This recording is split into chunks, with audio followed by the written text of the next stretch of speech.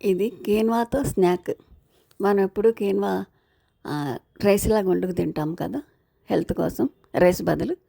అట్లా కాకుండా ఇది ముందు రోజు నానబెట్టుకొని పొద్దుటే ఉడకబెట్టుకోవాలి.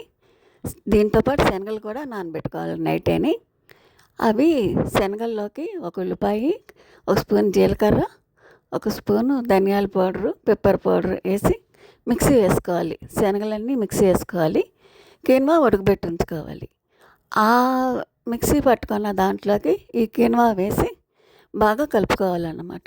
బాగా కలుపుకునేవి ఆయిల్ పెట్టి బాణలు పెట్టి దాంట్లో గ్లాసు ఆయిల్ పోసి బాగా కొద్దిగా మరిగాక ఇవి చిన్న ఉండలు చేసుకుని అందులో వేసుకొని వేపుకోవాలన్నమాట.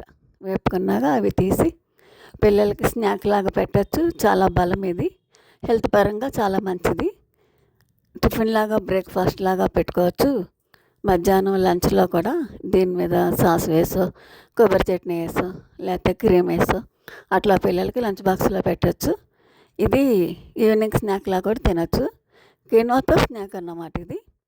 ఇది చాలా బలమైనది, హెల్త్ పరంగా మంచిది. పిల్లలు చక్కగా ఆడుకొని వచ్చినా ఇది పెడితే చక్కగా తిని ఆడుకుంటారు. పైగా ఇది కడుపు నిండుగా ఉంటుంది, తొందరగా ఆకలేదు, బాగా మంచిది. కాబట్టి ఇది కీన్వాతో కూడా ఇట్లా ఒకసారి ట్రై చేసి, ఎప్పుడూ రైస్ లాగానే కాకుండా కీన్వాతో ఇట్లా కూడా స్నాక్ రూపంలో ట్రై చేసి పెట్టండి పిల్లలకి. చాలా మంచిది, బాగుంది. ఇది ఎట్లా తిన్నా మంచిదే, చాలా బాగుంది అన్నమాట. నాకైతే చాలా నచ్చింది. నాది ఇలాంటి స్నాక్స్ తొందరగా చేసుకుని పెడుతున్నాను ఈ మధ్యలో.